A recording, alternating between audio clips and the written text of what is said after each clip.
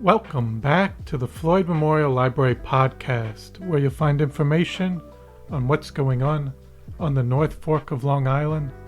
We'll be focusing on issues and opportunities going on in the community, as well as people and stories from the present and the past. I'm your host, Christopher Bianchi.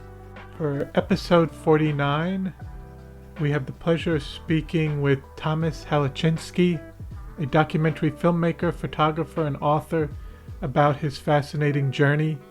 He shared insights into his ancestry and childhood in Germany, and how his early passion for art and writing began. We also discussed his decision to move to New York City and be immersed in the vibrant art scene. And Thomas also talks about his recent work with Plum Island and the documentary project he's working on.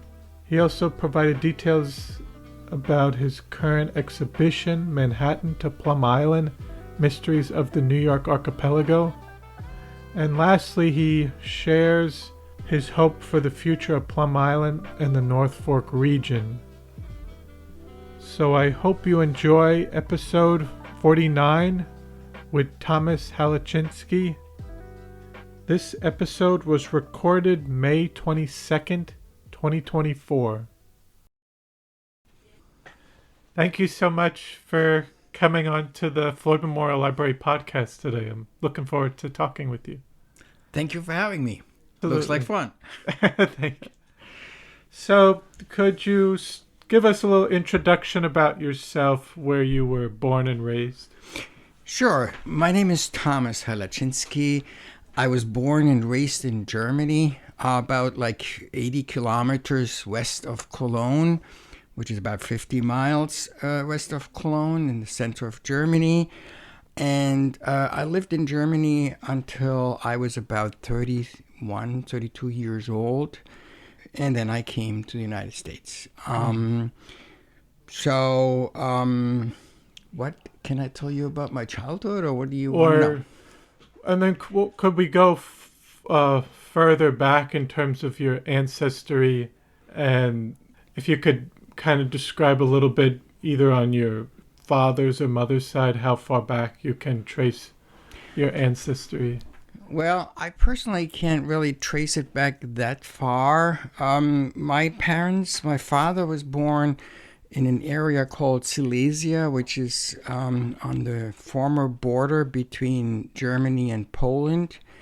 My mother was born in Gdansk, or Danzig as it is in German, which is in the Baltic Sea. And after the war and after the liberation from fascism in Germany, lost those territories, and so both my parents and the whole family basically became displaced after the war. So we started pretty much from anew. We had nothing. I was born 13 years after the end of the Second World War.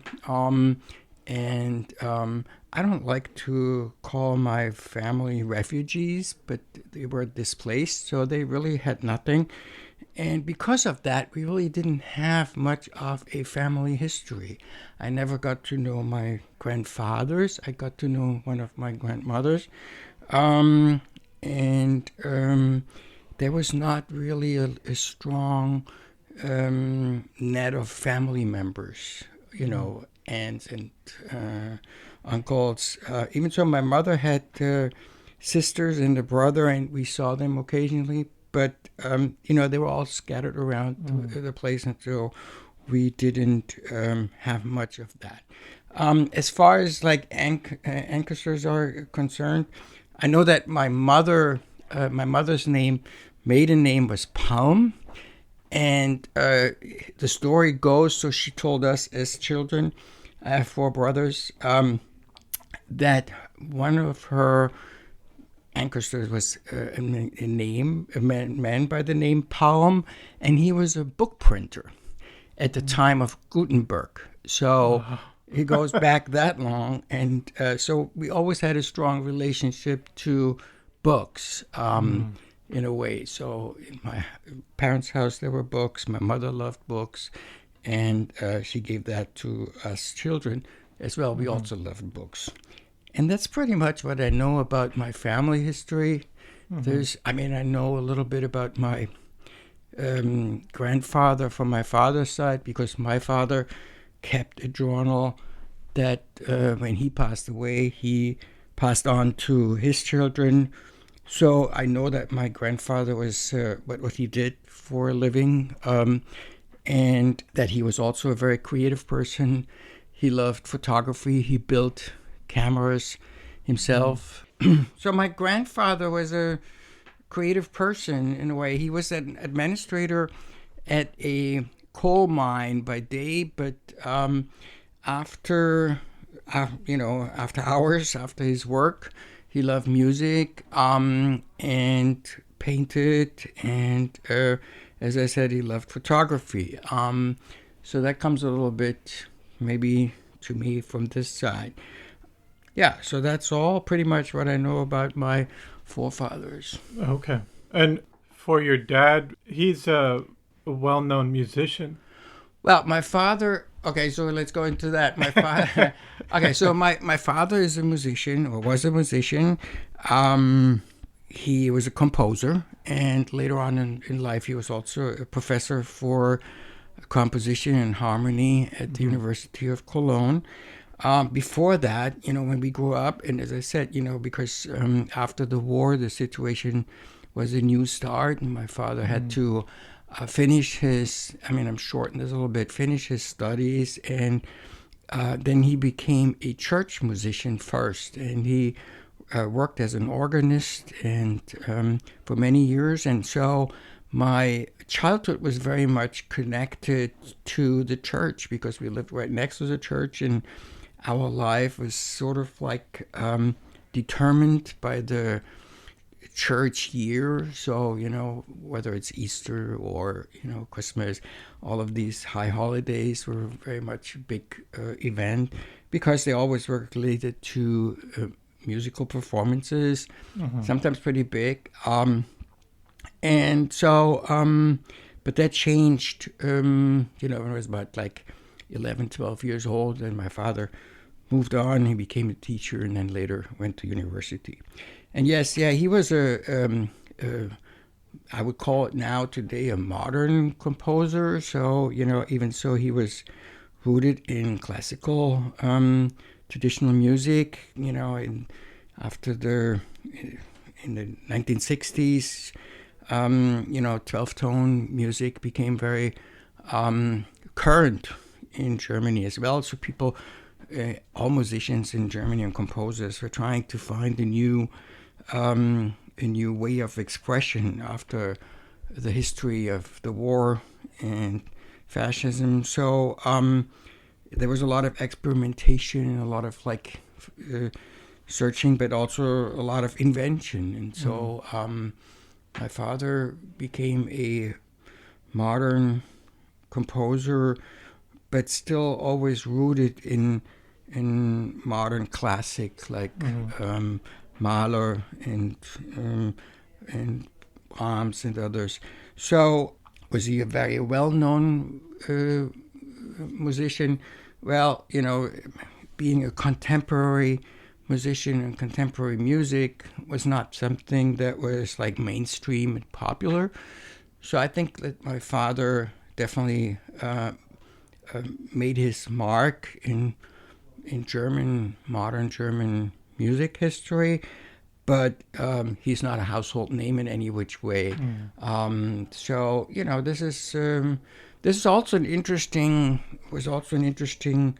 experience and part of when we think about artists and art and music, musicians, painters, writers, whatever. We always think about fame, and we think about what kind of influence or kind of interaction artists have with others. But one of the primary things and the primary motivations of every artist, I think, is like sort of like working with yourself and have your conversation with yourself. And it's not so much, or not necessarily always so much related to think about others. I think that's a secondary step.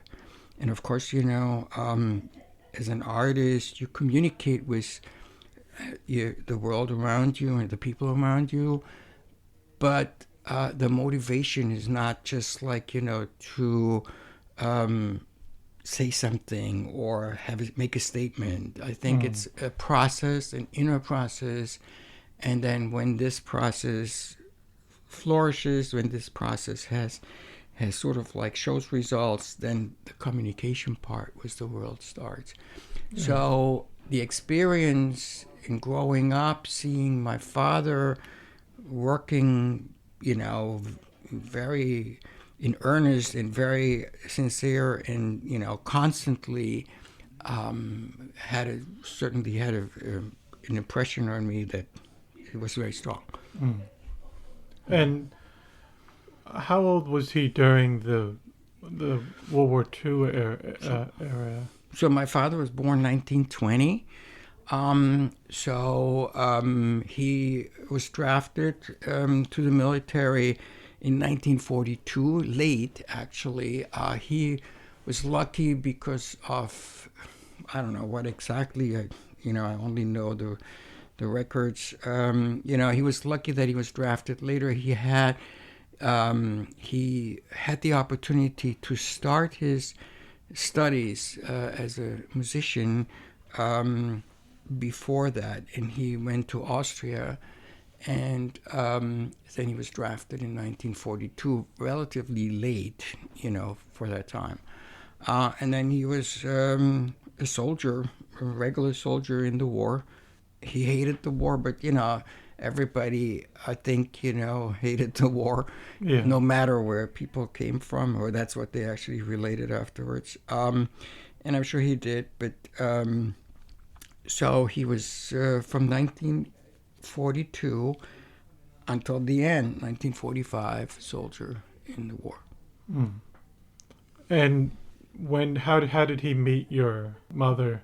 Well, my mother, as I said, we're speaking about my father all the time. My mother was in Gdansk, and my father was actually, during the war, he was assigned to the very eastern part of Finland, the Russian border, which was like a permanent winter kind of situation. And because of that, and it was not a very, as far as I know, and I didn't really study it in detail, but according to my father, for most of the time when he was there, it was not a very active front, but it was a very demanding in terms of because of permanent winter and cold, and during the winter time, there's literally 6 months of no sunlight. So, in short, they were sent to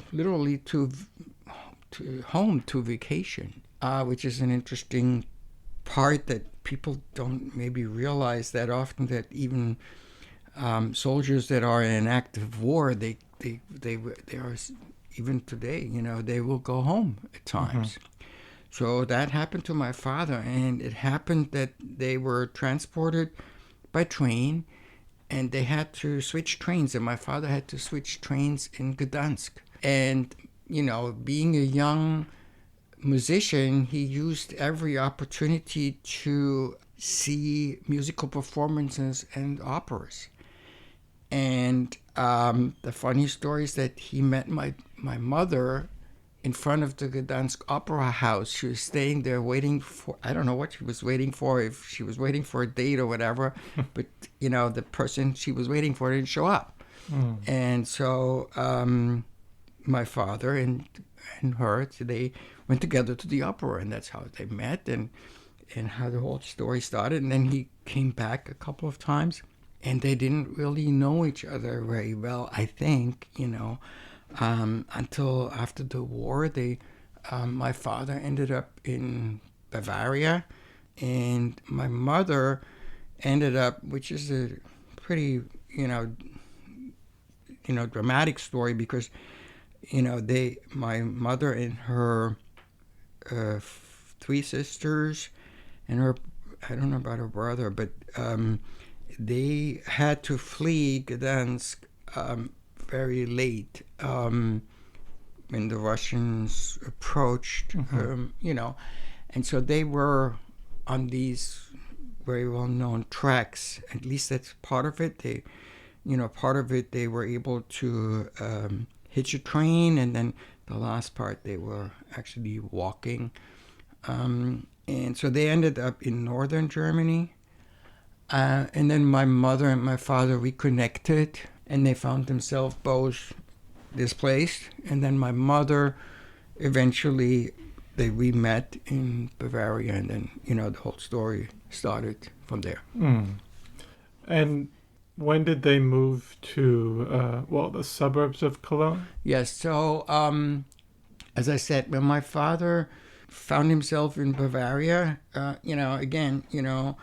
having nothing, the family basically, there was his father and his mother, they only made it to what later became Eastern Germany. So they were pretty far away from there, and they were fairly old at that time, And so my father really had to figure out a way to make a living and had to figure out to restart his life.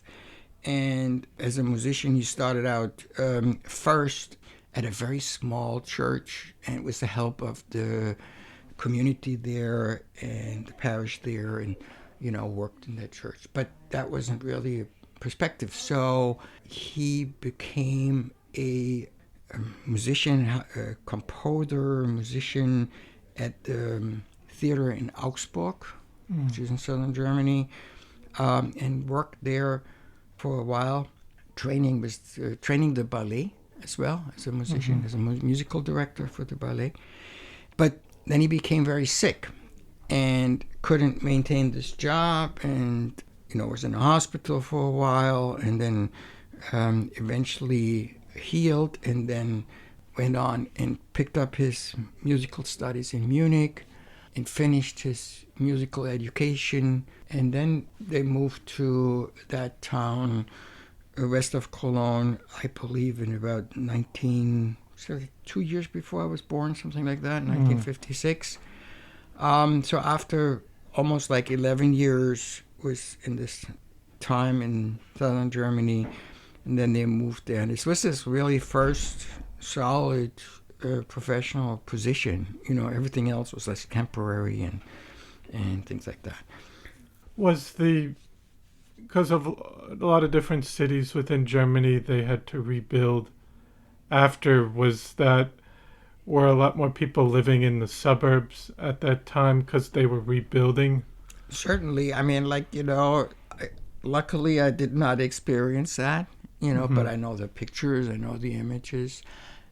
Cities like Cologne, they were literally flattened, So now, again, when my father, my mother, recovered from the war, they were in a very rural area in Bavaria. So there was no destruction in that sense. I think Munich probably had a lot of destruction, and certainly cities like, Cologne and Hamburg as well, But they were not immediately affected by that because they were in a little village.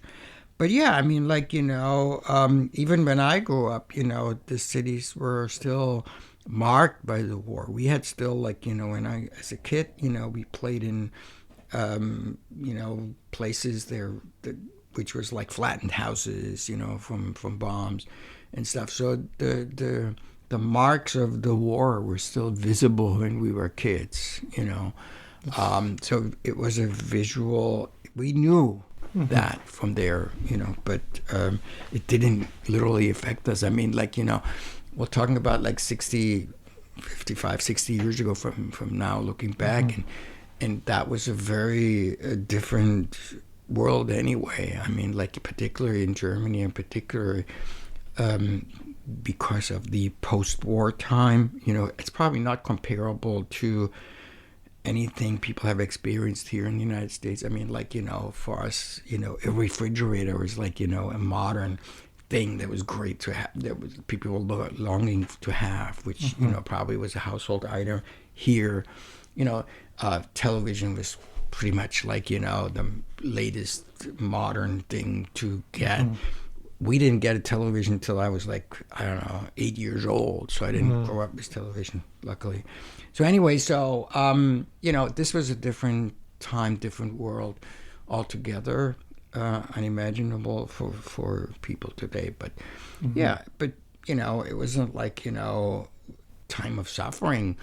It was this was the norm, right? Yes, and then also, in regards to yourself, kind of growing up, did you have any siblings? Yes, I have 4 brothers, and I'm the youngest of 5. And I'm actually I was a latecomer, so my next brother is 7 years older than me. So and we lived in a very small apartment, so we were very all close together. However, I basically experienced both things. I was part of a huge, big family, but I was the smallest kid, the latest. And so I had experience being part of a big family, but then slowly but surely all my brothers moved out of the house, so later on I almost was like a single child when I was 12, 13, because all my brothers were at university or in jobs or gone from home. So I had actually both, in my life. So, and we were close, and I'm still, very well connected and close to my brothers. They're all still alive and kicking. And so that was my upbringing. And also, I just wanted to ask briefly, did your mom, did she work? Good question. I mean, it's important to talk about my mom or women in that time. Anyway, well, my mother. Okay, this is my mother did not work. My mother was what they call a homemaker, and it's to me still an amazing astonishment that my parents, after all they had experienced, brought 5 children into this world. Which, of course, is very difficult to imagine for us, I would say, So they came out of this, really dramatic situation, were uprooted, had no home, literally lived, in a room to begin with. Then my first brother was born in 1947, so 2 years right after the war. And then my mother had, 4 children in 5 years. I don't know how they did this. Amazing. So I mean, I'm sure we spoke about that, and I spoke about that with my parents, and I'm sure they had good, not explanation is the wrong way, a good story to tell about that. I mean, I think that the core of that story was to rebuild a life. Everything was lost, so you build a new family and you build something completely, new. But I'm sure this was very demanding on my mother in these times because all the amenities we have today, from beginning of a washing machine to a dishwasher or any of that, they didn't have. So, raising first 4 children and then, later me, I mean, I was like a piece of cake at the end because, this was routine. This was done without even thinking. But so, so she was a homemaker, and my mother was born in 1922. And so she was young. I mean, comparably young. Young is relative. She was, for the time being, she was probably already, average, a little older, having all these children, because in those days, people had children much earlier. But because of the history, there was no opportunity to have children earlier. I don't know if she would have had children earlier. I don't know. So in essence, she that became her life, and so she raised us children. Yeah. It was a job, And it was, like you said, it's a lot of work that went into that, but sure, it was very different. I mean, I have a very vivid memory, later on, because of the, how should I say that, of the lack of all these luxury things, but the life had its own rhythm and worked perfectly well. Like, we didn't have a car. We went on vacations later on all over Europe by train. I remember these train rides with my whole family. It was like 6-7 people in a train, going to Italy or Austria or wherever. So it's unimaginable today how people actually moved around and what they did. And part of it was also a lot of fun. It was also, both. I don't know. Sometimes it was difficult and demanding, but on the other hand, there's a lot of, I remember we traveled fairly early, late when I was little, 3-4 years old. We went to Italy and by train, and we always met people because if a family was 5 kids shows up somewhere, that's always, even in Italy, it was wow, where's this troop coming from? Who are they? What are they doing? Da da da da. So these were the ways we grew up. It was good. And specifically for you, growing up, how would you describe your childhood and kind of some of the experiences or activities you might do outside of school or on the weekend? Well, okay. First of all, my childhood was very much shaped by the fact that I had 4 older brothers. So I had 4 models to follow. I mean, obviously, when you're a small kid and you have all these boys around you, that's some orientation. So you see, they're doing this, so you want to do that too. So I wanted, and with no bad taste or anything, but I mean, I always wanted to be part of the pack, and they didn't want me to be part of the pack all the time because they didn't want to have the 5-year-old tagging along when they were 13 and 14, having their first girlfriend or whatever. But of course, this was always in front of me, and I always saw that. So it was a big orientation. And the other side of the situation, as I said before, was also for my parents. I think all their worrying about things that could happen to children had sort of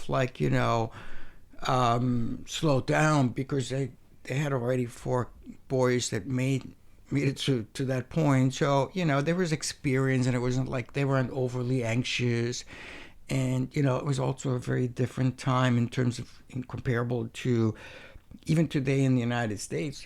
Kids were set out of the street to play. When we was 5 years old, 6 years old, 7 years old, we were this was a small town, and there was a church, and the church had a big yard, and you would send there and play with the other kids. There was no real parental supervision in that sense. It wasn't necessary. Neighbors would look after you as well, and that was completely common. So when we went to elementary school, for instance, and nothing like here taking a school bus or even a mother bringing your kids. They would just send to, and they walked to school that was 5 blocks away or whatever it is, and they walked, and we walked, and it was a very small town kind of experience, and nobody had any fear or any concern, and it was normal. But answering the question more specifically, so because of having my brothers, I wanted to catch up early. So I sort of for instance, I'll give you an example, when I was 4 or 5 years old, my brothers were reading books.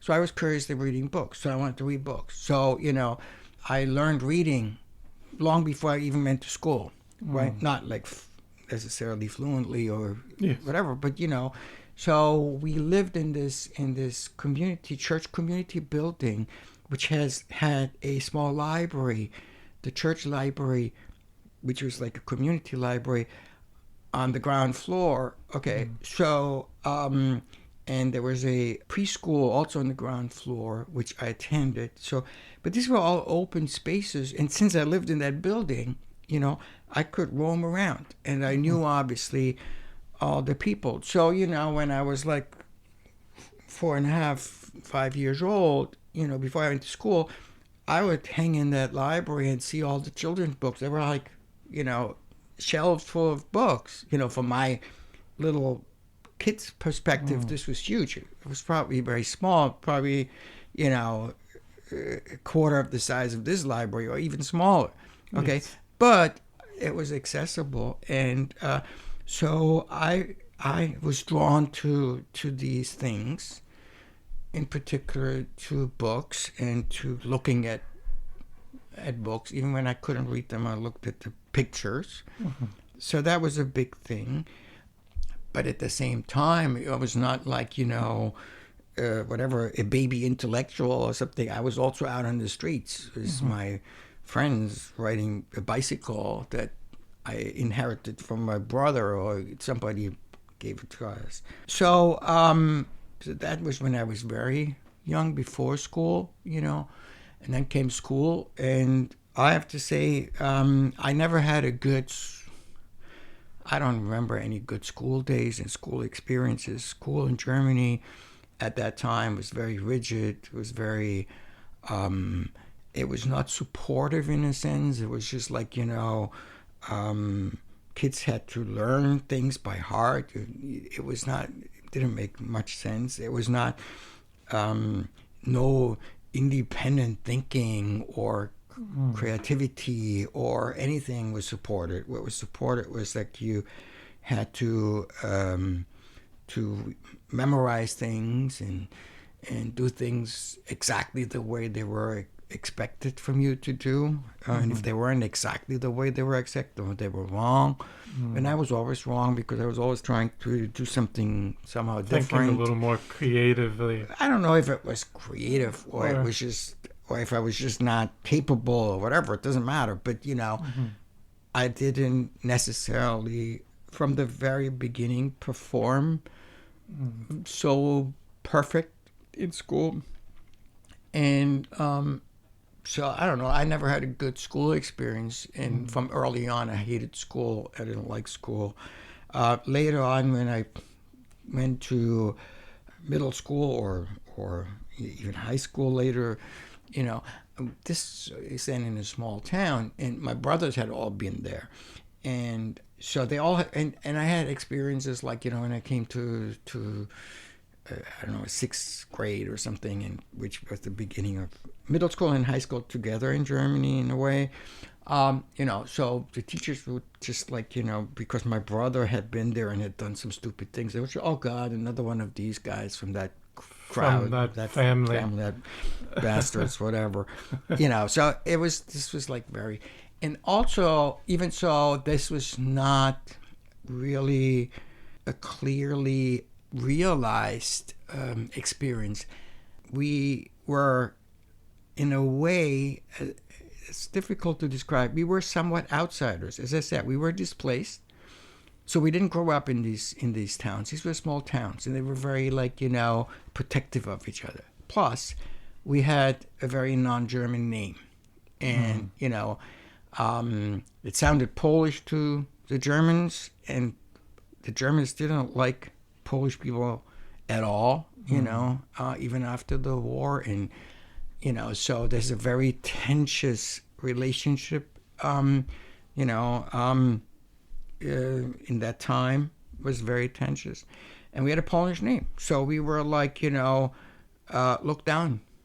I think even so, I didn't experience it consciously. It was not like anybody would call us names or anything, but I think behind the scenes they were talking about, these are people from the Eastern German, Eastern Polish, they're not civilized people. They're not like Germans, you know. Yeah. So that was definitely part of the upbringing, but in a way very subtle and not like, you know, experienced firsthand, or somebody would call us Pollux or do something.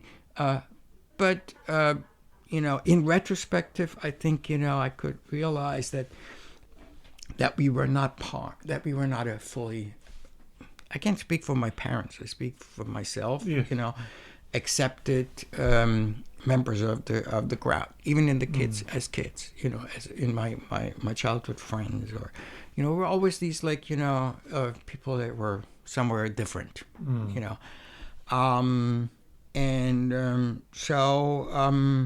That sort of like was definitely a shaping element of my early childhood. Yes. And even through high school, you said that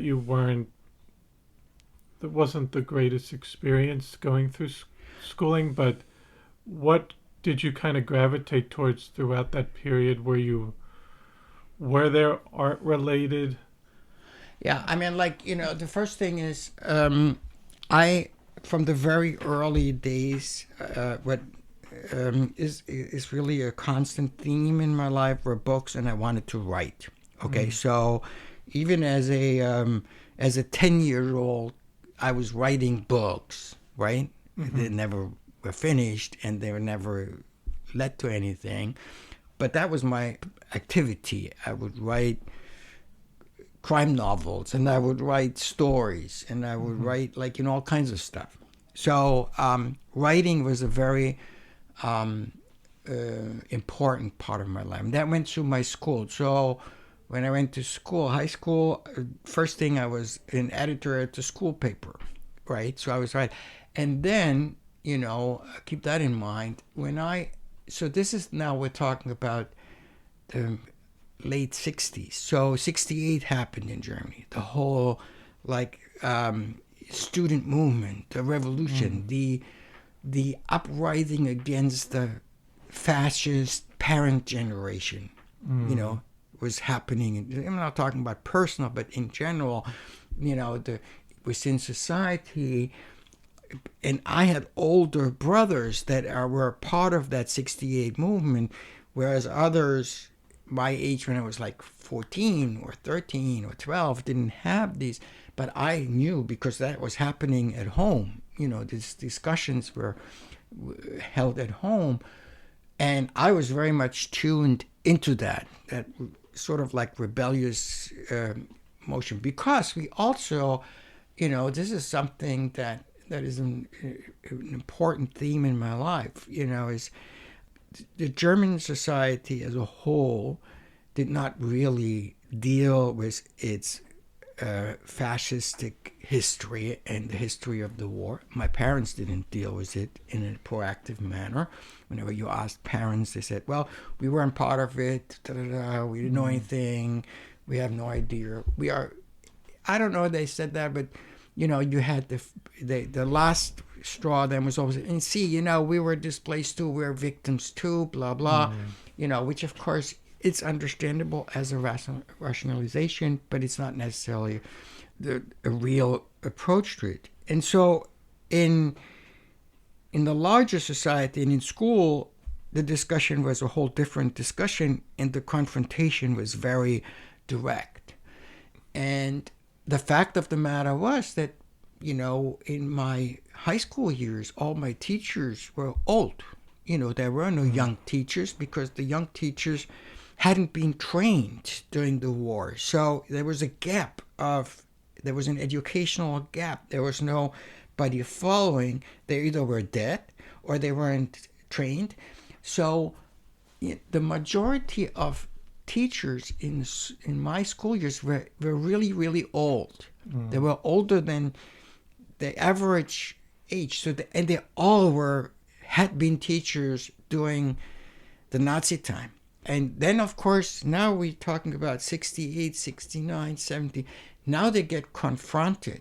And I definitely did that, you know, in writing in the in the school newspaper, in asking questions. And that didn't really make me liked by that teacher generation. So this was a confrontational experience, and there was only a little bit later in the first younger teachers and the next generation teachers came that there was an opportunity for a conversation, for talking about things without any restrictions, talking about history, talking about what happened. So, in Germany, growing up, the German history in my time, and I grew up between basically until I would say in the mid-70s almost, there was no way that German history was openly discussed. And it was always, in particular, the Holocaust, in particular, the mass murder of 6 million people and, all the war crimes that have had. So things were kept under the wrap, Was that, what would you learn in terms of German history? Would it stop? Like, would they talk about World War I and up until...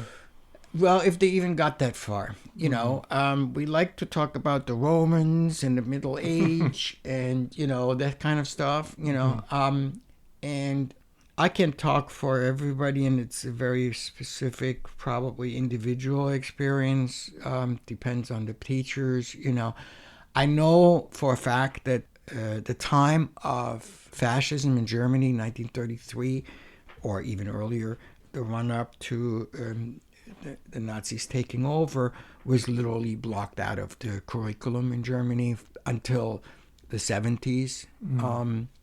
So they didn't talk about it. So it didn't happen. It never got there. And it was not like, it was not a statement to say we're not talking about it. It was like we never got there. We never made it to. And so it was, the history was like stretch out, take a little bit more of the Middle Ages, talk a little bit more about the Romans, and a little bit about that. So it was like your bubble gum, pulling it apart, and we don't have the time, right? And the same thing happened overall in media. It wasn't a prevalent topic, for us. And so for me too, this became discovery on my own. Okay, so I remember, and it has shaped my life until today, that, and I was like, I guess I was 13, 14. We moved, in the meantime, we moved to a small village outside of Cologne. My father was teaching in Cologne. We lived in a small village. And I was engaged in a community movie club, I would call it, for kids, for young adults. We were having a community center, and we had screenings of films, and we programmed them ourselves. And so we dug out all the documentaries about, the Holocaust, for instance. And I remember that I was like 13, and I saw, the liberation of Auschwitz in that movie, and saw the first images of the mountains of dead bodies and stuff. And that was like traumatic. That was like, changing everything. From there was no trust to that whole generation anymore. I mean, like, sort of like, negotiated the relationship to my parents. I didn't go into a huge confrontational. Some of my friends did that with their parents, and some of the parents of my friends were much more actively involved, which I'm not saying that, my parents, to my knowledge, were not actively involved in any, they were not like in any position, official position in whatever, the SS or any of that kind of stuff. And they were also a little bit too young for that. But amongst my friends, there were definitely some parents or even grandparents that were very actively involved. And that, of course, clashed. And this is where this whole, with the whole confrontation in the late 60s, 70s happened in Germany. And that really overshadowed my school time. So, it was political discussions, it was writing. And then I started, when I was 15, 16, I started my first column to write for a local newspaper, And as more as I wrote for a local newspaper, as worse got my rates in German, particularly in German. So my German teacher in school, he hated that I was writing in a newspaper, right? So I was not. This was like a small little. They had this section where for our young reporters or something they called it, right? So, and you had to apply and you send your stuff in, and I did, and I was chosen. And once a month or whatever, I had 25 sentences or 40 sentences in a little column about something that was important for people my age. But instead of the teachers saying, "Hey, you're doing great. This is fantastic. Do something," they hated it because sometimes I would write something about my school and they would say how dreadful it is that all these, discussions that we wanted to have, because again, remember, it's this rebellious time. So, obviously the themes were why does this generation doesn't talk about us? Why don't they tell us what really happened? Why don't we learn about history? Why don't they, tell us what they did? This is not every time, but it was certainly a subtext of many things. The distrust amongst the generation was there, and that they don't like. So, school for me was not a good situation. I wanted to write, and I pursued that from there on. That made it later became my job, because I dropped out of school, and then when I was 17, I never finished any school, and I first ventured out into opening a small art gallery with my friends, which of course after, I don't know, a year and a half or a couple of years, it didn't fail in the sense that it had no mark. Actually, I did some quite interesting things at the time, I think, in retrospective. But of course, economically it failed. It didn't make any money. Was that in the city of Cologne? No, that was actually in Bonn. I had moved on, which is only 30 miles away from Cologne is Bonn. Is that the western capital? That was the western capital, and I went there. And so, I, there's a lot of stuff that the reasoning why, but it doesn't matter, so don't want to go too much into detail. So I went there, and so that's where I lived then, and I was 18. Right after the little gallery endeavor ended, I became an apprentice at the local newspaper, and I was there for a while, for almost over a year. And that was a job. This was not it was not a high-paid job or anything, but at the time, this is different too to today. You could actually get by. It's not like today when kids have to have whatever kind of money or support that they can't. So you could get by in a town, by being an apprentice in a local newspaper, living cheap, So that's what happened. So, so I really went from there to had a, career is probably exaggerated, but I worked in journalism. I had another stint in a publishing house for an in-house education and publishing, and then went from there as a writer, I would say. And basically I made a living out of it, so I was a writer. And ventured out into radio and film, because this was something that I'd always been attracted to. Make that connection to the movie evenings that we organized to a film was always something that fascinated me. both fiction films and nonfiction films, but in a way that was so, at the time, it's all different. Today we have like film schools and academy. Didn't exist, we had this film school in Germany. There were like 25 students, and people like Fassbinder and others didn't get accepted in these schools. So, there was like, this was not like, a track that you could go on to. This was more like a lottery if you wanted to do this. There was no way to plan this. So, and most people that worked in television and in film in Germany, they were all coming from the side. They never had a specific education for that profession. They studied political science or, art or whatever, literature, and then ventured into these things. And I didn't have the academic background, so I remained in my journalism career, but then through storytelling, ventured out into radio and then later on television, and started to direct and produce programs for local stations and stuff. So that's how it all happened. And also at this time, there was still, West Germany and East Germany.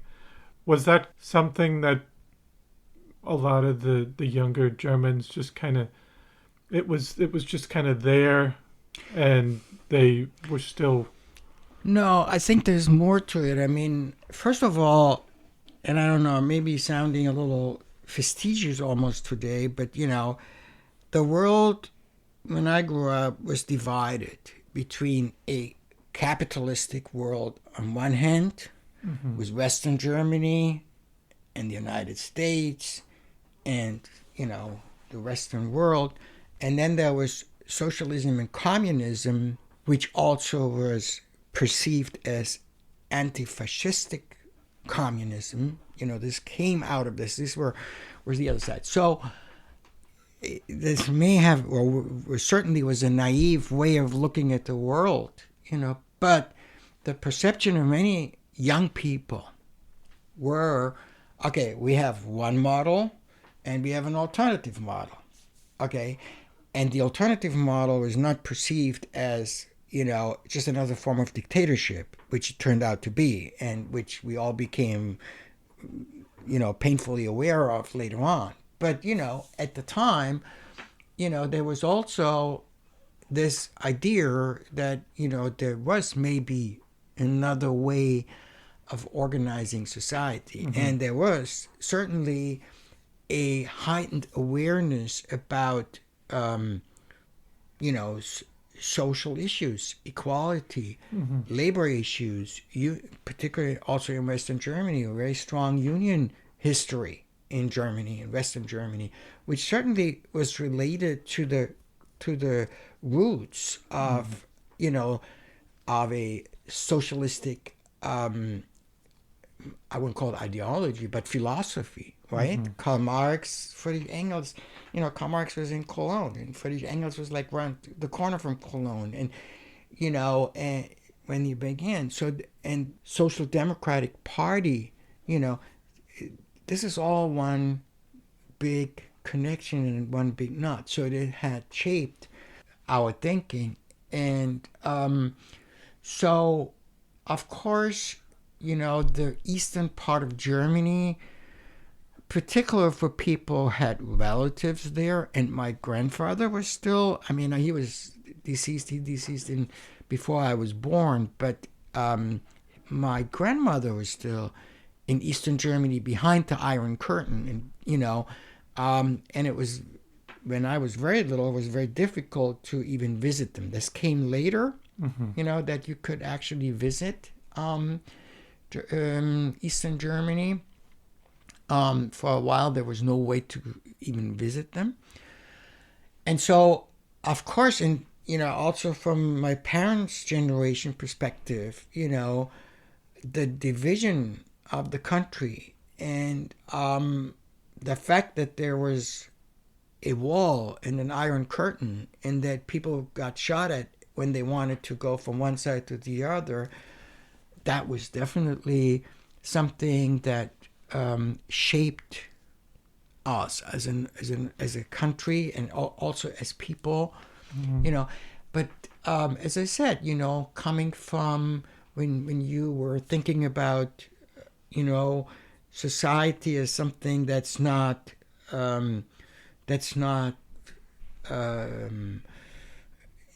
immobile, but it has all kinds of ability to change and to adopt. You know, then, you know, the idea of a more social and equal political system was always part of the thinking of a whole generation, you know. So it was an ambivalent feeling. And then certainly, you know, later on, things changed in the perception. But again, you know, just going back, and I know it's probably stretching too far and too much, but, you know, for me, politically speaking, you know, my political awakening was 1972 when Willy Brandt was up for re-election. I was like 14, 15 years old at the time, and Willy Brandt was a very charismatic figure, and he was also somebody who had left Germany during the war. He was outside of Germany and working in resistance, and because of that had an incredible credibility and for us as a young generation.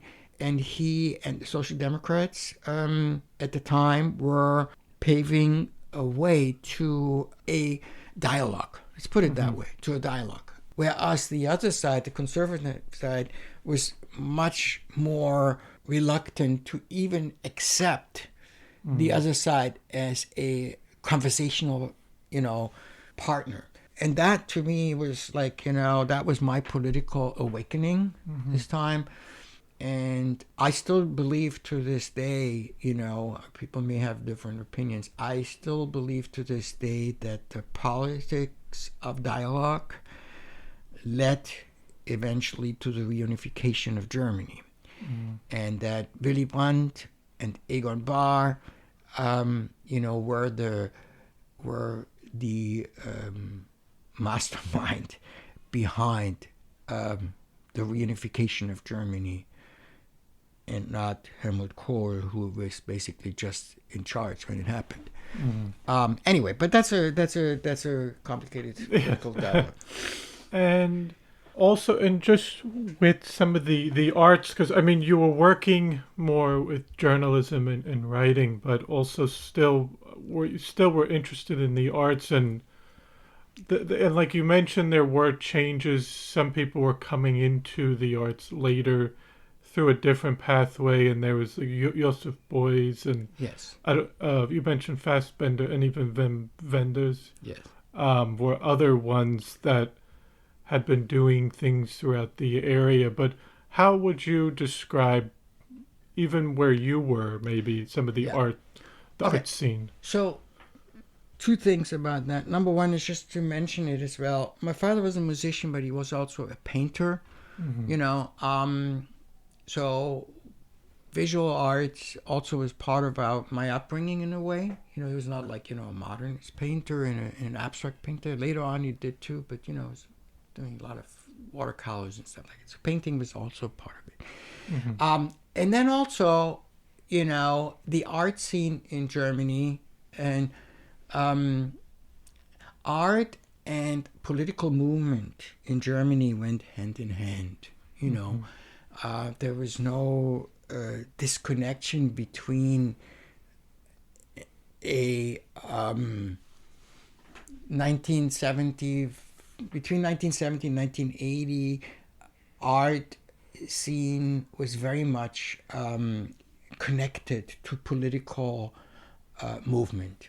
Whether that is visual arts, you mentioned Beuys, you know, who, you know, was in many ways an outsider to begin with before he became established, but also writers like Günter Grass, who was a big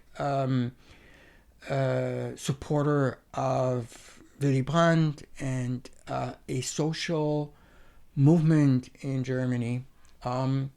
So artists were literally, in political movement, they were literally unified in a way, and therefore, influenced me in many which way. It started obviously, again, with writing and writers, but since I had also, I never understood myself and never saw myself as a visual artist, even so I ventured out in doing some visual art as well. I never had a formal education either, but I had a lot of friends, and particular from the Art Academy in Düsseldorf, from Joseph Beuys's class, and actually a bunch of people that I had this gallery with came from that background. And so that was very influential, of course, because it was also, at the core, was obviously the fact that everything became questionable, that this art was something that put everything into question and redefined reality. So that's that. And then on the film side, it wasn't, and I'm maybe speaking about that a little later then, it wasn't so much, it was Fassbinder, of course, which was like, a phenomenon for all of us, from the very, because Fassbinder was like, an avant-garde filmmaker who was making films that were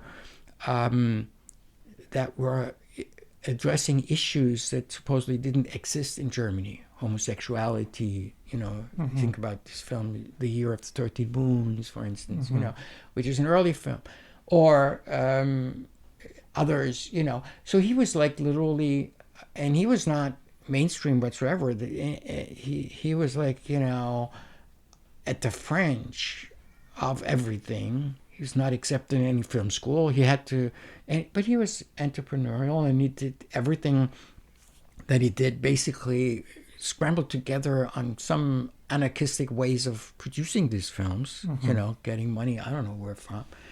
Also working under unbearable conditions when you talk to people who were involved. I never was, and I never met him personally. Actually, I met him, but never had anything to do with him.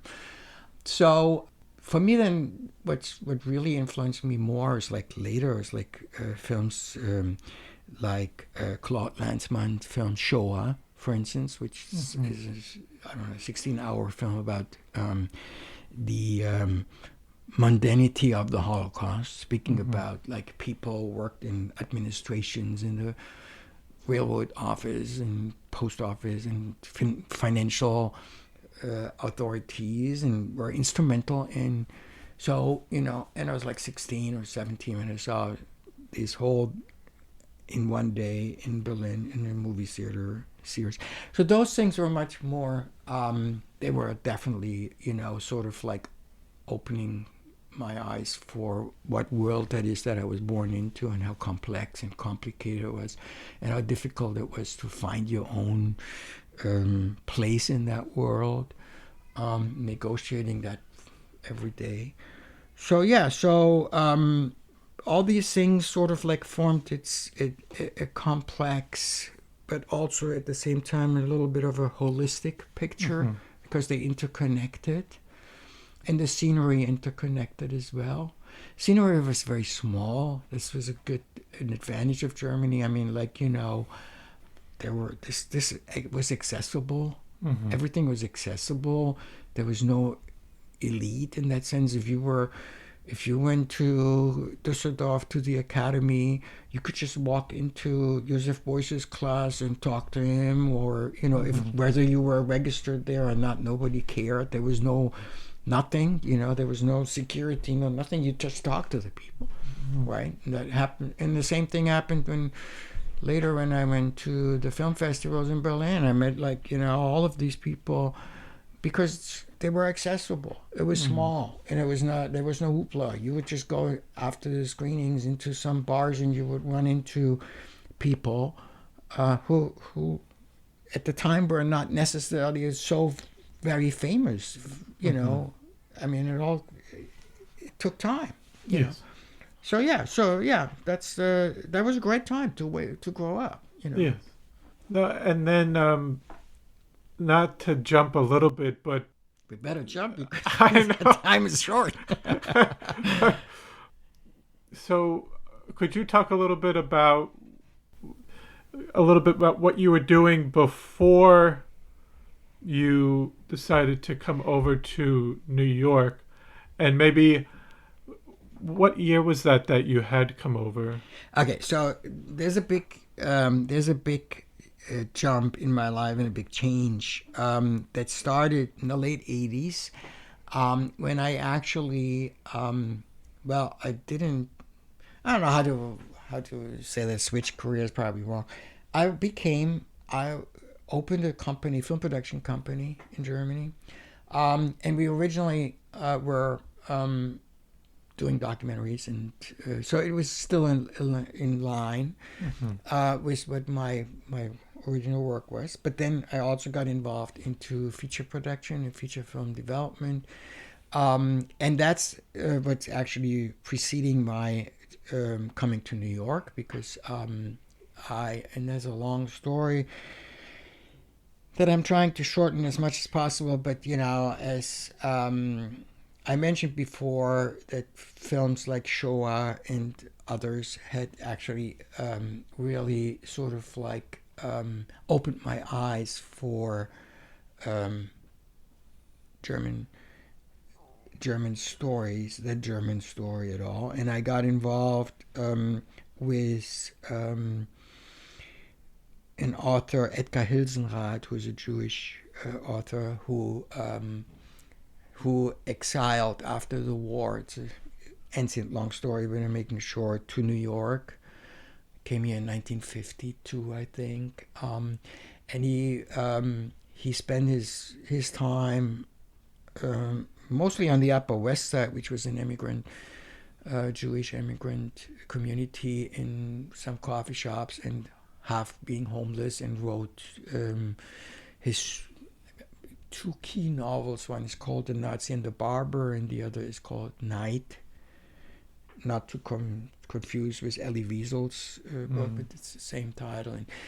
And he was a satirical writer who had a very sharp and very sarcastic way of describing his experience, his hands-on experience in the concentration camps that he was in as a young child, particularly in his book Night, where he actually dissects the dehumanization of the victims. And it was very provocative in Germany. The books came out in the United States first, and then came in the late 70s to Germany, and they were received as scandalous because they were like a different perspective. And I got to know Edgar very well, and I had a partner then for this new company, and we started to develop potential feature films based on first The Nazi and the Barber, and then later, because Nazi and the Barber was like an epic kind of work. You know, look it up, read the book, can't just say, but it's just fascinating to read, and it's available here, called The Nazi and the Barber, Edgar Hilsenrath. And so this was a very particular of a young company, almost impossible to pull together. There were people like Roman Polanski that were interested in this story, in this book, and we were managed to buy the rights of the book. But for many reasons that I could talk about hours about, but we don't have the time, these films never materialized. But Edgar also wrote a smaller book, which was called in German Bronski's Confession, and has a title that in the United States would be beeped away, because it's Beeped Away America. And that is a very fascinating and funny, very funny, fascinating, satirical expose about his time in New York, and that's what brought me to New York. So we had developed a script based on this book, and I worked together with a couple of directors to make this happen. The last one was an Austrian director, Peter Patzak, who is very well known in Germany. Unfortunately, passed away too in the meantime. And we wanted to make this film. And this was late 80s, beginning of the 90s. And that's how I came to New York. So I literally came to New York doing location scouting, the immigrant reality of somebody like Edgar Hilsenrath in the 50s and 60s, including, times in the Catskills and times in Lower Manhattan, where still were these there were these labor agencies for day laborers and stuff. They still existed actually in the late 90s or late 80s. So that's how I came here. So early 1990, I came to scout and came to try to make this film, which also did not materialize, unfortunately, until today. Others have tried as well, and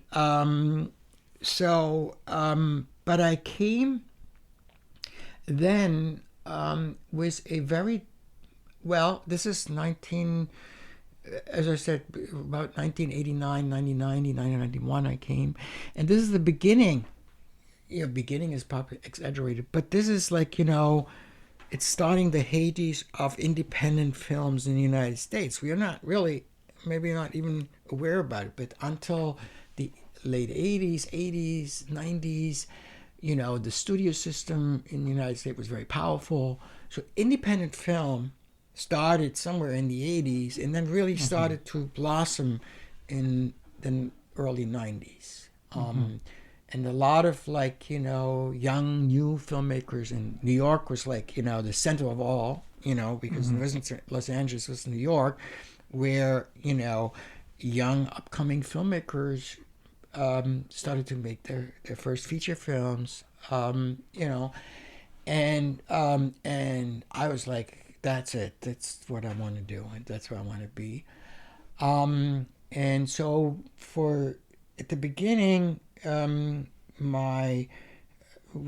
I said, we were here to make this first film, but then the second thing was that I started to develop potential co-productions and potential cooperations with, for European American projects, and eventually actually did realize altogether.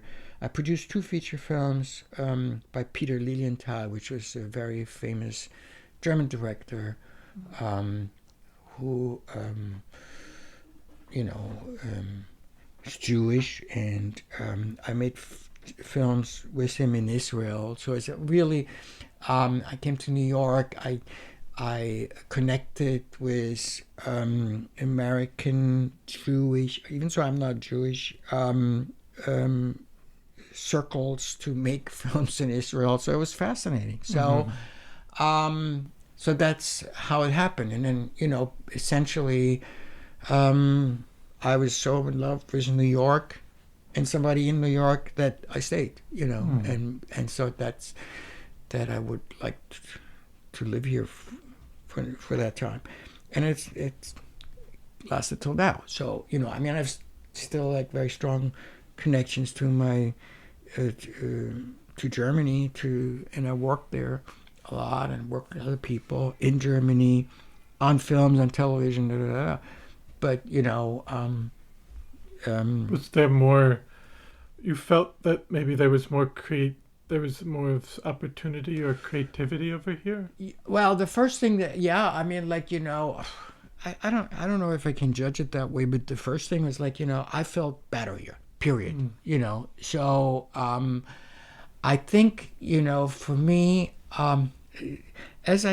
when you puzzle piece together what I said in the last 2 hours, you know, there was always this cloud over my my life and journey. This cloud. It was like, you know, there was the history of Germany. Then there was like, you know, oh, these people are like, you know, not really Germans. They are like more like you, so whoever. We don't care. So there was like this petit bourgeois kind of society in Germany. And you come to New York and it's like, you know, that's like, you know, it's like you open the door in this party and everybody is like, oh, cool, I like you, that's cool, oh, you look cool, oh, blah, blah, blah. You know, so you are immediately drawn in. There was no, who the fuck are you? Excuse my French. Yeah, who are you? Where are you coming from? What's your strange name? Why are you having such a strange hair? Oh, your hair is cool. Oh, why do you have like this strange color? Oh, I like you. Cool. I've never seen it before. That's cool. Okay, so it was not like rejective. It was like, you know, completely, you were accepted the way, you know, you were. And that was liberation for me. That was like, you know, in Germany, you always got to ask questions. You say, who are you? Who are your parents? What did you study? Where did you study? Blah, blah, blah. Yes. If you had to say 3 answers, my father was from Silesia at the border of Poland, drop. Where did you study? I never studied. I didn't finish school. Out, finished, gone. There's a door. Goodbye. You know, we're not talking to you. You could be whatever, whoever you want to be. You didn't have the credential. There was always that little barrier at the beginning. Right. But was there, because some people have talked about just, obviously there were changes maybe later on after the Berlin Wall collapsed, and that a lot of artists flocked to Eastern Germany, but more for affordability and maybe looking at Berlin into the 2000s. Listen, I mean, like, you know, first of all, you know, believe it or not, but, you know, the time, okay, certainly, let's put it that way. Things were changing in Germany too. So, you know, obviously my perception of Germany is first of all rooted in my socialization. That doesn't mean that the same situation existed exactly that way in 1990, but that was in my little birdie brain, you know, had manifested itself as like, you know, that's where I'm coming from. That's number one. Number two is, I mean, like, you know, which is coincidental at the same time, which I did experience to a certain degree because I was in Berlin in 1989. That, of course, you know, change always, you know, opens the door for opportunity. When change happens, opportunity happens. When there's no change, it's a manifest situation, there's no opportunity. Change does actually propel opportunity and, you know, not vice versa. So sometimes vice versa, but not always. So yes, and, you know, Berlin in 1990 or 1991, there were certainly on a whole different level comparisons to New York. Why? Because, you know, and I'm not a New Yorker, so I have to draw from other resources. But, you know, New York was very much shaped in many ways, modern day New York, you know, the modern iconic idea of New York, of the Andy Warhol time and the artist, and this was actually came out of, you know, the bankruptcy in the 1970s when New York was really like down to its bare bones and it was broken and you know, houses are falling apart and people had suddenly like these lofts and could go, and so there was, this is not my experience, so I can talk about it, but this is my perception that a lot of this came, this New York, the 70s and 80s, and then it ebbed down when I came. Actually, it was at the end of it, but this time, 70s, 80s, were like the heydays of this, like, you know, opportunities for all kinds of things, and mostly but for artists. So in Berlin, you had a very similar situation after the fall of the wall, because, half of the city suddenly,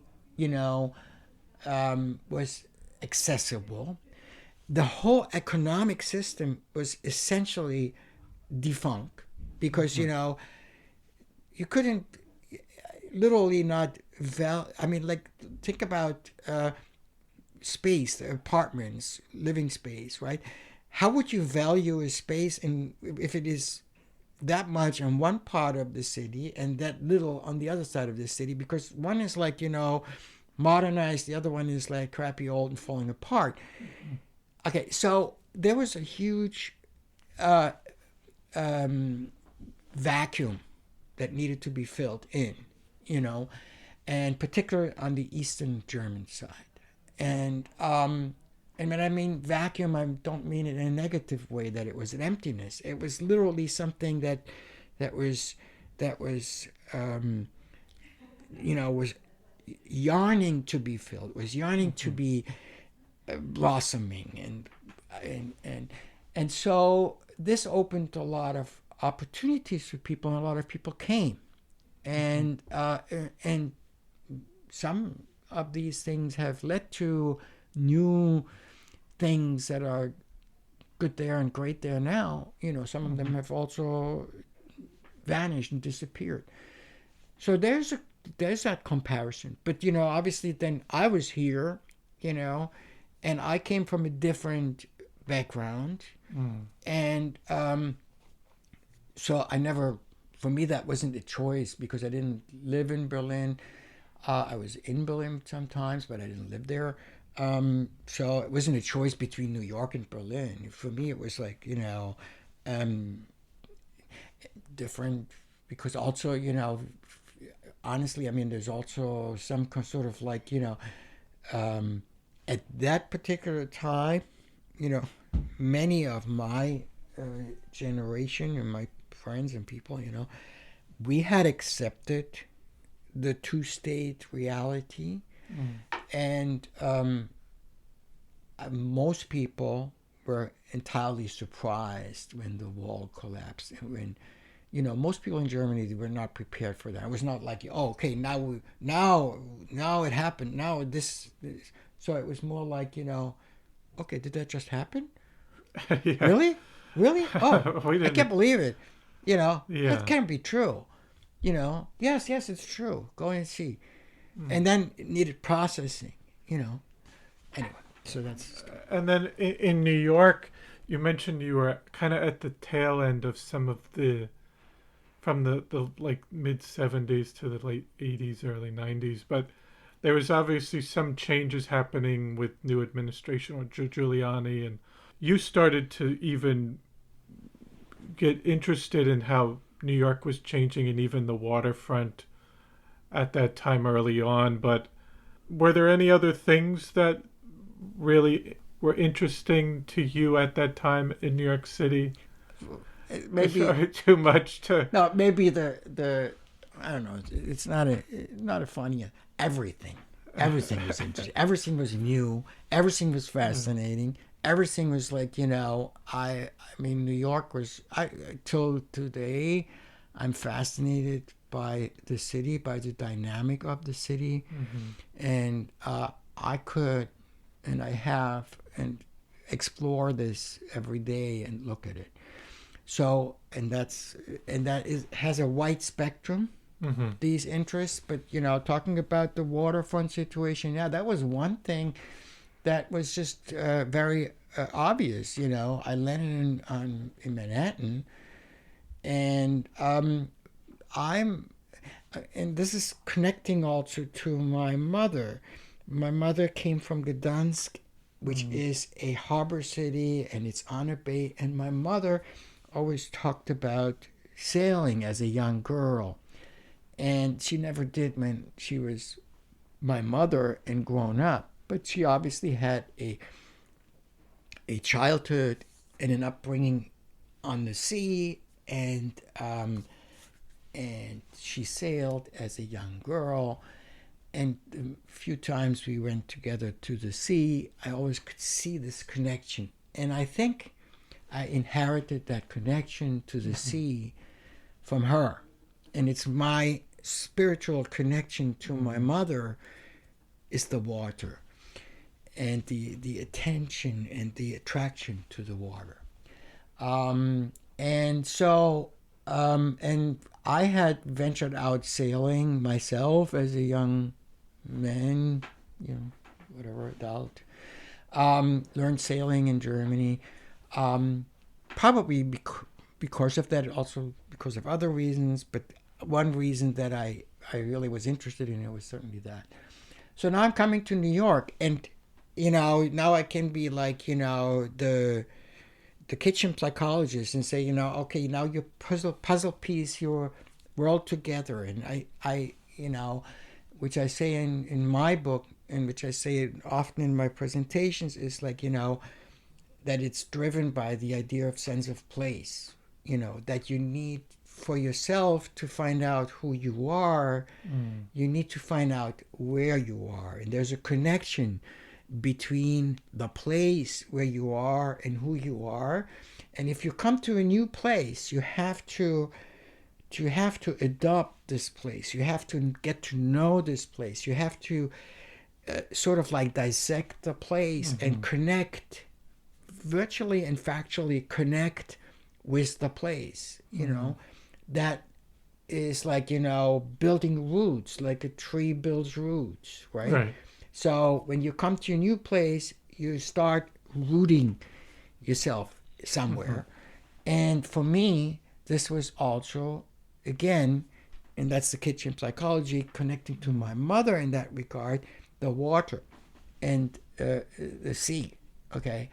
And of course I'd read Melville, and of course I'd read, like, which is here in the exhibition, the motive and the theme is the water gazers at the Battery, the people that stay there, and they look out to the water, and their gazing is not just looking at the water, it's looking at a new life. It's like, they're dreaming of a new life. This is what this gazing into the farness of the sea is like, the yearning for a new life. And of course, and I came here, and I didn't come here to give up an old life. I wanted to add a new life to an old life, maybe form a completely new life from both sides. So I was looking at that.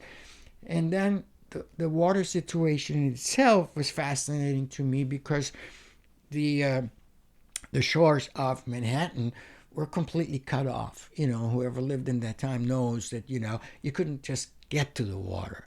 The West Side was like, dilapidated boats and ships, and, there was a frying pan in the 90s, which was, it has a whole like interesting story, which, I had parties, I attended parties on, when they just had pulled this out of the Massachusetts water and brought it to New York, and it was still like, stinking and rusty and whatever. And so, these waterfronts were also, they were the territory of outcasts and drugs and stuff. But it was also, part of it was like, the old on the waterfront idea, the blue collar, the working class, and then associated with that new avant-gardist artists and people like that. So I was drawn to that, and I wanted to get in the water, and I had no idea about the island situation of New York. I knew that Manhattan was an island. That was about it, And I lived downtown, and on West Broadway was this maritime store that sold these maps to the captains that came here as the ships, and I walked by that store every day. And one day I walk in there, and I get to know Skippy, who works there, and he shows me the maps, and he shows me the maps of New York, and he shows me all these islands, and I'm blown away. And I think, wow, this is like, wait a second, I landed on an island, and I'm landed in an island city. I'm surrounded by water. I'm not just on the water, like, in a city like Hamburg where you're on the water, but, you can go hundreds of miles inland. Here you can't, you go 3 miles and you fall into the water unless there's a bridge or you have a ferry or something. You know, it's an island, okay? And the island mentality, okay?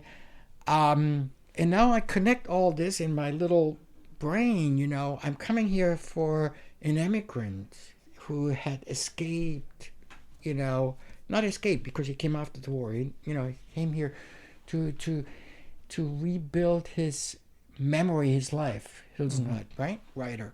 You know, I'm connecting these dots and I'm saying, oh, why is this is my research project, why is this place so attractive to people, to emigres, to people that come and rebuild their own life? Because they can concentrate, because they are in an island. You know, they're not distracted from hundreds of miles of land around that they could wander off. They know that when they wander off, they come to an edge of water. And it pushes them back. But pushing back for a creative person is not just like being pushed back. It's much more, the water is much more like a mirror. You look into that, you see, you reflect, your reflection. It's a reflective moment on an island. So islands have its own mysteries of imagination, and that's how I connect to this whole island world. And then in 2000, you know, making a big jump into, and I wanted to get on the water.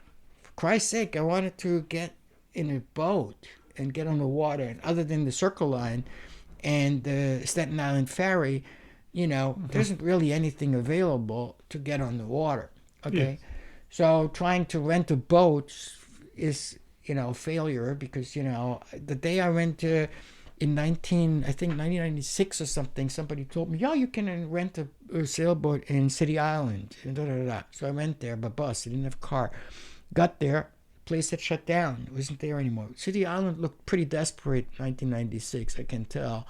You know, it wasn't like fancy. It was like, you know, really, you know, extension of the Bronx, blue collar, da da da. I loved it, but, you know, it wasn't that like, you know, somebody would come there in fancy sailboats. That happened later, okay, or started later, or maybe it had happened, but, you know, I wasn't sure about that. So 2000 comes along, 2001, 2, and I discover Bill Kornblum's book, At Sea in the City. Bill Kornblum is a professor at CUNY University, CUNY, City University. You know, and his story is essentially in a nutshell that he had explored the city and the islands for decades, rebuilt, you know, old catboats, raised his family partially on the boat. He didn't live on the boat, but he basically writes about, you know, taking his family out at the Stinky Harbor, which is still a Stinky Harbor then, you know, because the harbor was like extremely polluted and da da da. So, and that is then, you know, the kick in the behind for me to say, hey, you know, it's possible. You got to make it, you know. So, and that's what eventually leads to the fact that I'm getting a boat 10 years later. You know, it took that long to get the money together, to dare doing it, you know. For your journey with the Archipelago New York project. Yeah, which, you know, I had in mind before I got the boat. I had a friend who had a motorboat, and we drove around, saw the islands, you know, North Brother, South Brother, North Brother, you know, out Swinburne, Hoffman, da da da da. You know, we saw stuff, you know, which, but, you know, just from afar. But so I had this idea and this I was drawn to it for many years before I actually then sailed there myself and around there and photographed them and da da da. So yeah, and that's how that whole thing started, you know.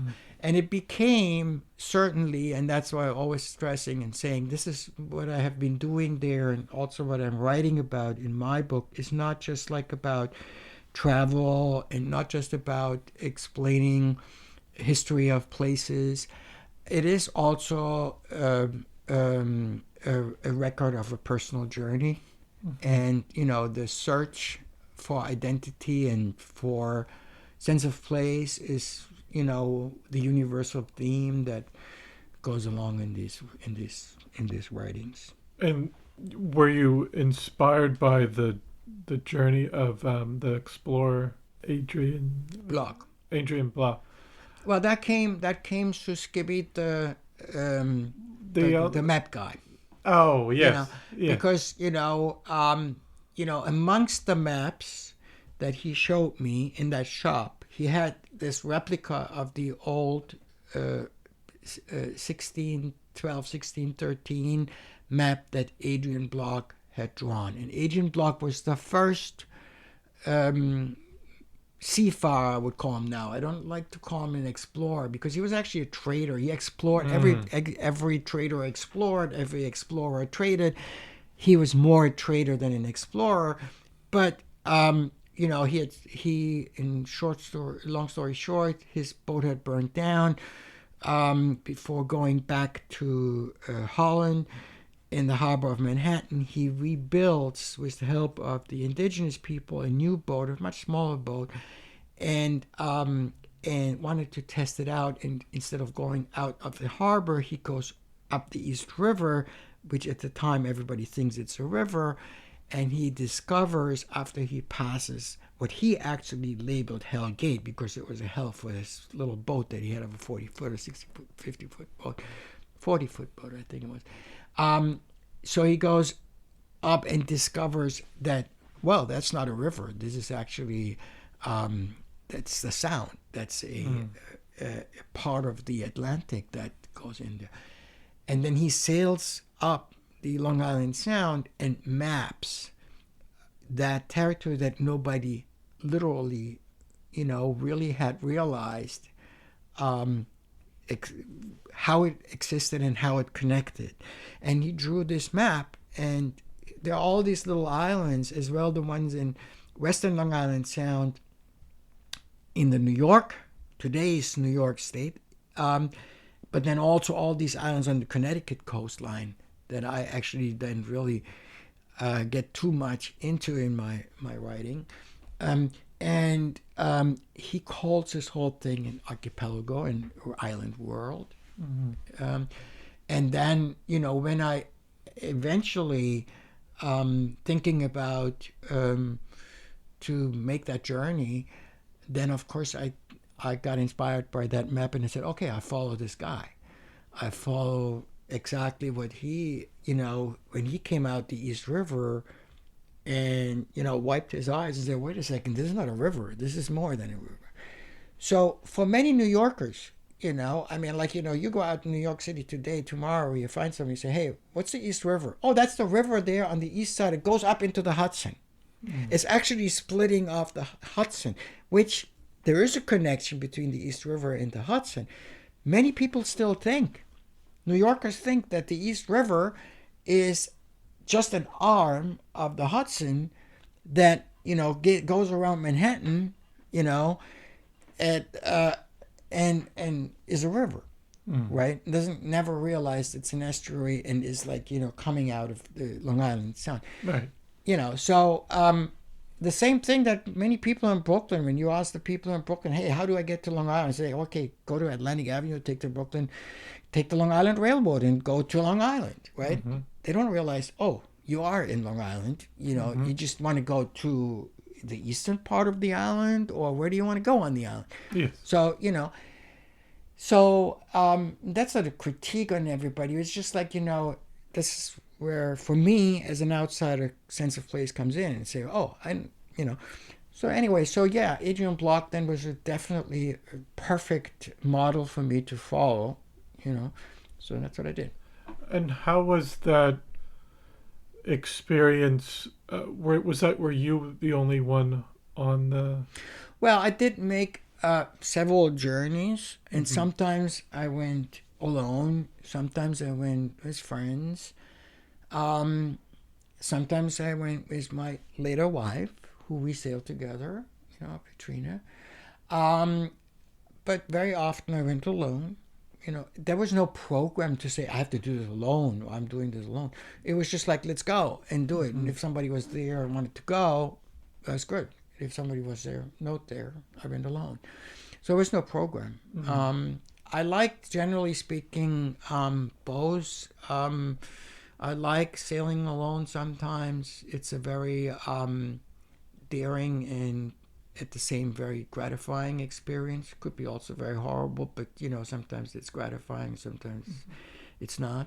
But it teaches you every time you do it. It teaches you something. So when you sail with other people, it's a different experience. So, which is also great because you learn a lot about people when you take people on a boat. 5 minutes, a little bit about their personality, and a little bit about their sensibilities and angst and whatever. So yeah, Bose is good, and that's how I ended up doing this. And then we're still skipping a little bit here and there, but up into the exhibition here, I mean, this is also inspired by your book and the journey that you've done, but the exhibition's called Manhattan to Plum Island: Mysteries of the New York Archipelago. Could you talk a little bit about how that came about, that project? Sure, absolutely. So I also jump a little bit. So since we bought, my wife and I, we bought a house in 2016 in Greenport. And that came about because we actually sailed here. The first time we came to Greenport together was by boat. We always came by boat. Every year we sailed out east, and we came here by boat. And so in 2015, I suddenly had the idea this would be a really cool place to have a place and to make that home port for the boat. And by then, obviously, I was in the midst of my exploration. I knew about all of the islands around here, from Plum to Gardeners to Robins to Fishers. All of this was mentally familiar territory. So so we came here, and then in 2000. No, but actually right after we came, but then it manifested a couple of years later, was the awareness and the fact that the laboratory on Plum Island would be moving away. And that suddenly the opportunity opened up for this region to adopt an island anew, do something with it, which is a tremendous opportunity, a challenge that I believe, unfortunately, too many people are not really yet aware of what great opportunity that is, because it's not just like, 840 acres of wild land. It's really sort of like, again, a place that has shaped historically this region, but it's also something that has the potential to shape the future of this region, particularly, facing issues of climate change and rising sea levels. So adopting this island in that spirit could actually be a guidance for a mental journey to address those issues. It's a huge opportunity, and some people are actually doing it and working on it. And that's really what's driving my interest in it. It's like, how does a community adopt that opportunity? What are the interests of the community in that island?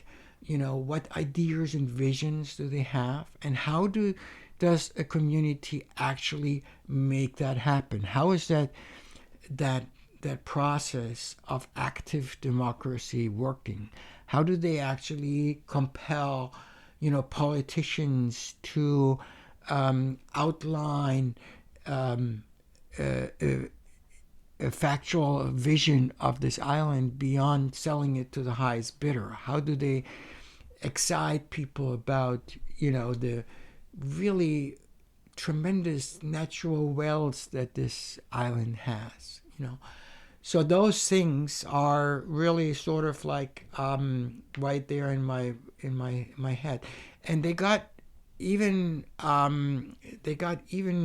and more and stronger and empowered after I made 3 documentaries in 2020, starting in 2020 for European television about nature in the urban environment of New York, primarily on the island. So learning about what nature and natural wealth in the city, inner city, the animals, the birds, plants, but also the the biological diversity within the waters and the power that is in there. Thinking about oysters, thinking about the Billion Oyster Project in Manhattan to clean up the New York Harbor,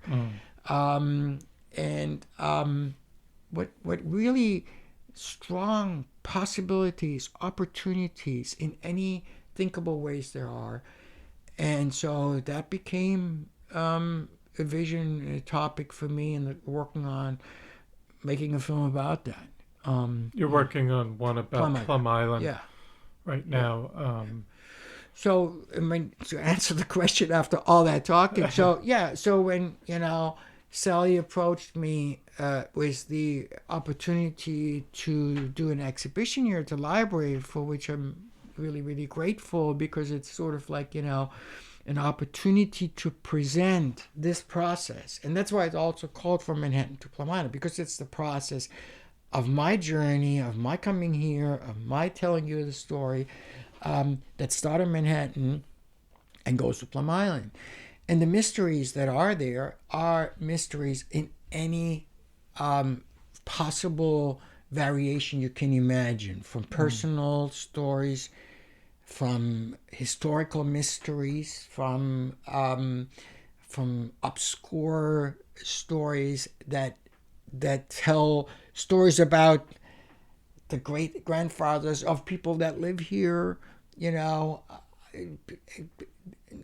tell stories about the people that have lived in an island world and made and created their own identity under that island geography, which is a shaping form of geography that people are not so often aware about. Anyway, so and then got that opportunity, and of course I was happy to jump on it and share those thoughts, and also talk about the story of Plum Island and what that's going on, and create that awareness. And I know you're doing the documentary about it now, but in your personal opinion, what do you think the future of Plum Island should be? Well, I think that Plum Island, in many which way, should be is a great opportunity to be a memory stone, or a memory.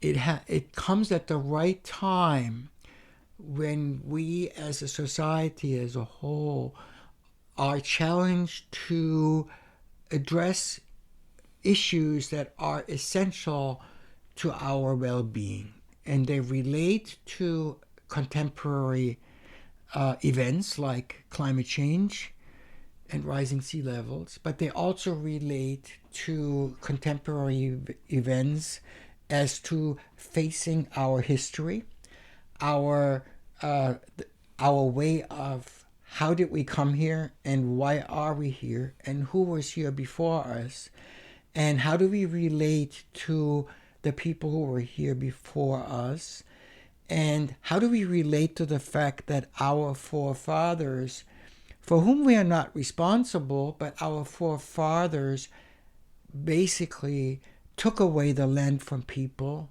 in a non-just way.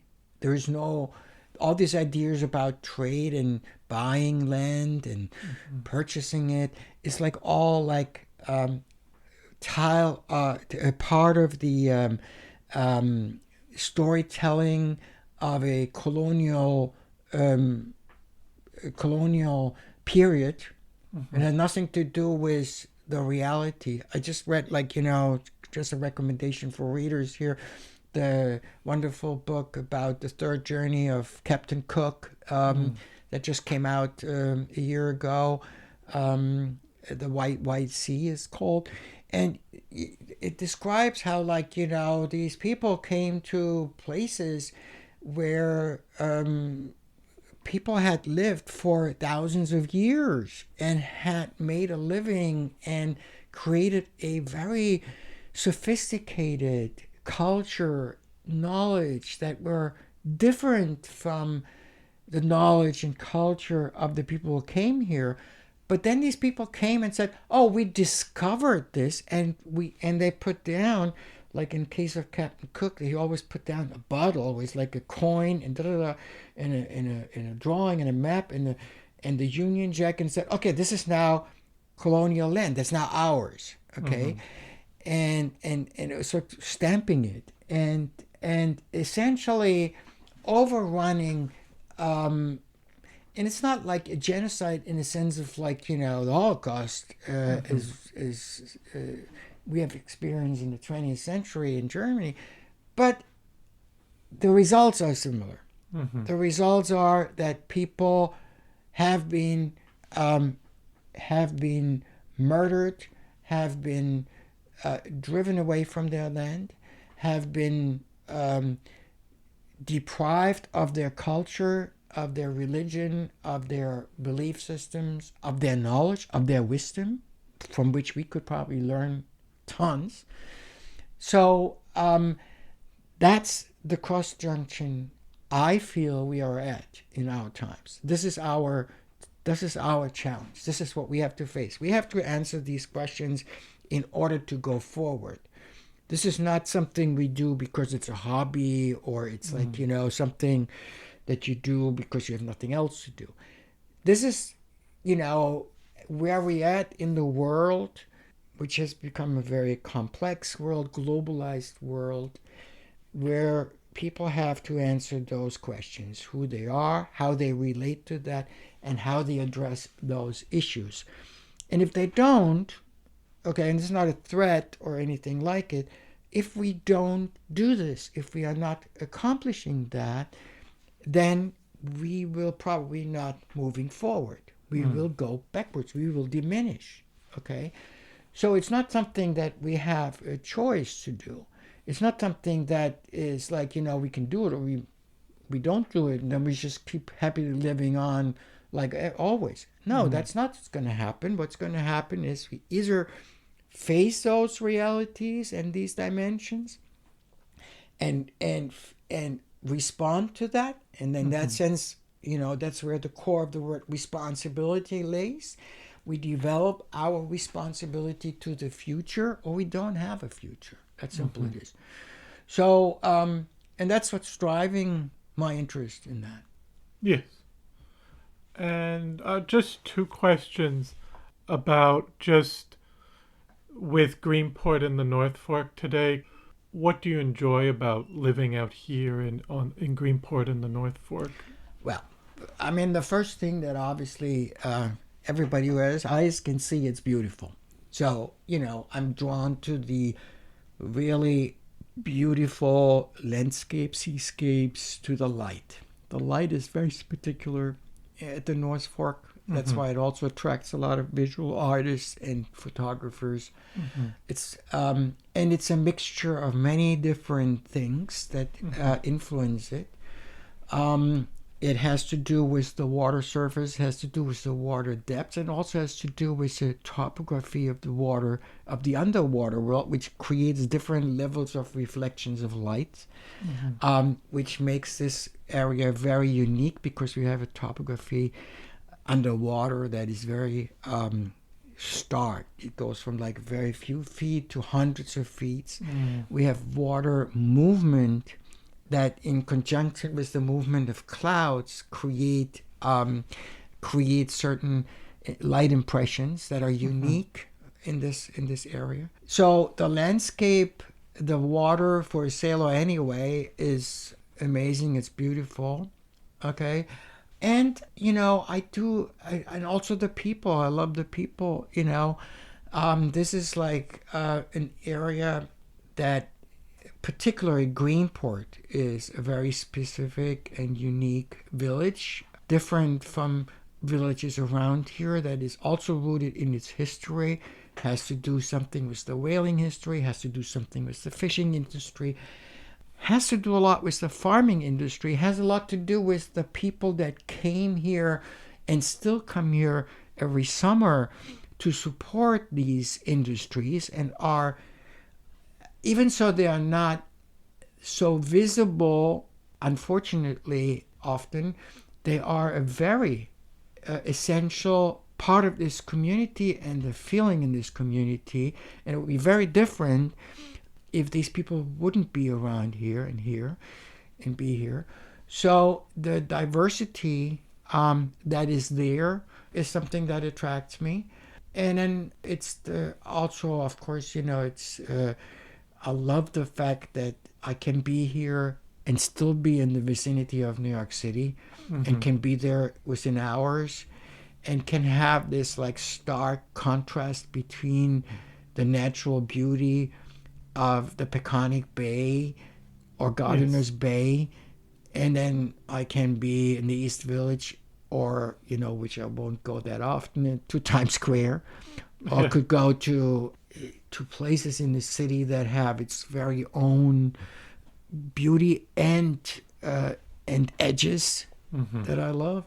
So, I mean, that's so spectacular. And, and also to add this too, I also liked, and I hope it will stay that way, that Greenport particularly is a very down-to-earth place, that there is a lot of people that are grounded here, local people that have family history here that I treasure and respect, and that are still shaping this community. And it's not all outsiders. I'm an outsider, and I appreciate, being more and more, I feel, accepted in this community, and I respect a certain distance, and I think it's a dialogue that we have as outsiders, and it is something that it's outsiders' responsibility to be part of that dialogue. Yes.